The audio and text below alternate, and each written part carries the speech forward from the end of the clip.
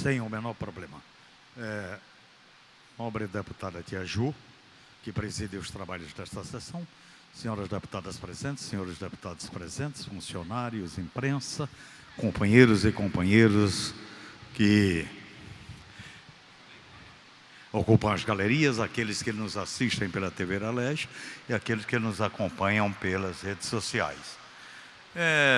Ouvi atentamente hoje as intervenções feitas neste plenário, inclusive muitas delas referente ao que aconteceu ontem na instituição universitária, Universidade Estadual da Zona Oeste, o ESO, né?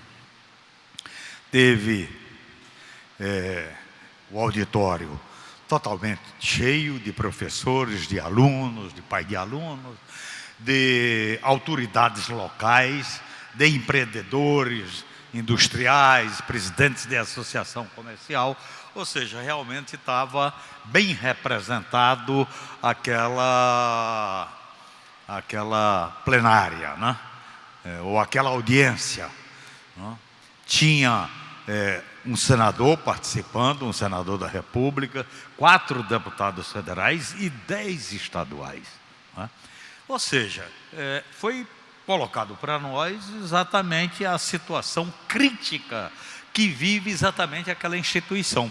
Uma situação crítica que é bom que a gente ressalte aqui, ela é crítica desde o momento em que nasceu, porque a lei que criou 5.380 de 2009, quer dizer, ela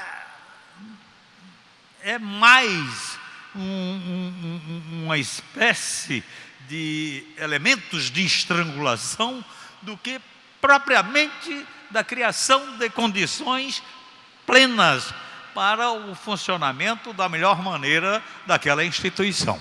Não é isso que acontece. Entretanto, a primeira coisa que eu acho que tem de se fazer, nobre deputado Valdec Carneiro, presente à audiência da UESO ontem, realizada ontem, a primeira coisa que tem que se fazer é a gente rever exatamente aquela legislação, a lei que cria o ESO, para a gente desatar aqueles nós e começar a dar a condição dela ter exatamente possibilidades de superação das dificuldades que ela vive, porque do jeito que está, não tem a menor condição.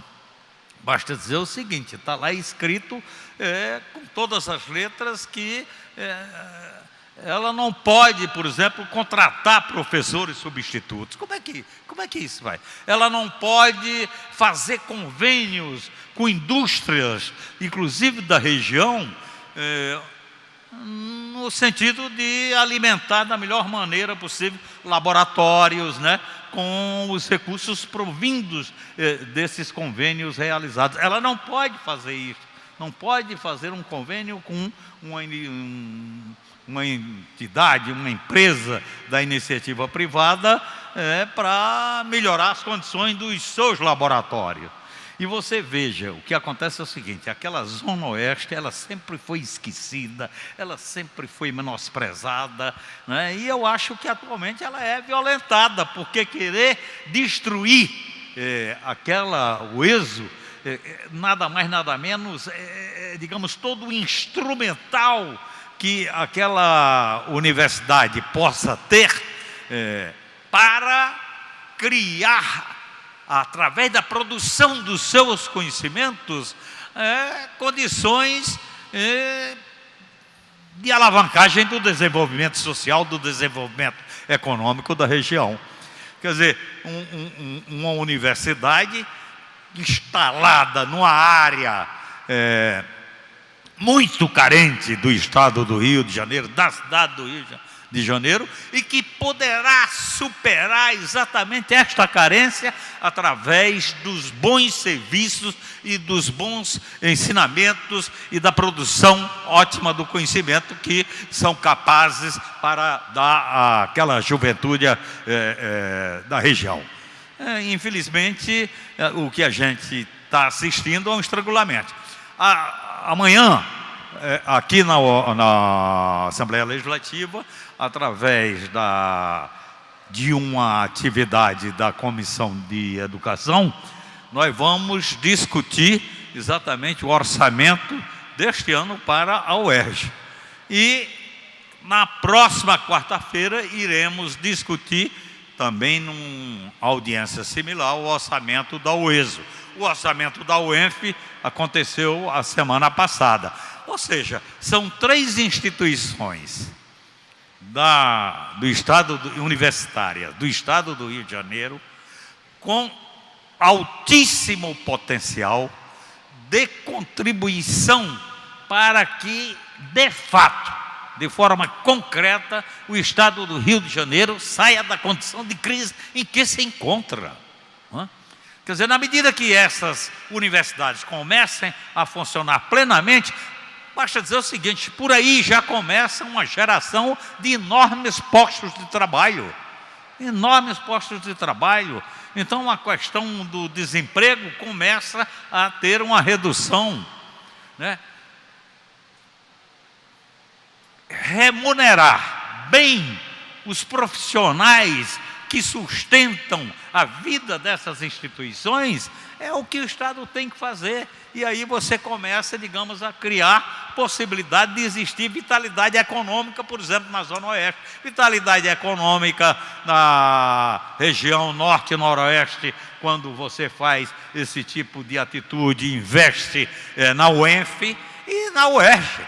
A UERJ, por exemplo, no entorno dela há hoje uma falência de negócios. É palpável.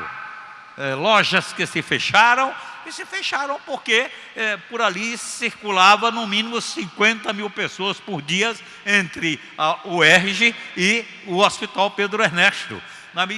Quer queira, quer não queira, apesar de ser uma circulação com tempo, digamos, um momento, um tempo reduzido, mas quer queira, quer não queira, é uma população que, ao circular, automaticamente consumia aquilo que era colocado como negócios da região. Então, isso daí está começando a existir um vazio econômico naquela região. Então, vocês vejam, não só a questão principal dessas entidades, dessas instituições, que é a produção do conhecimento, não só isso, mas tem outras aí que começam a trabalhar a superação, ou ir no caminho da superação da dificuldade que se encontra o Estado do Rio de Janeiro. A questão da colocação em dia dos salários dos servidores do Estado do Rio de Janeiro.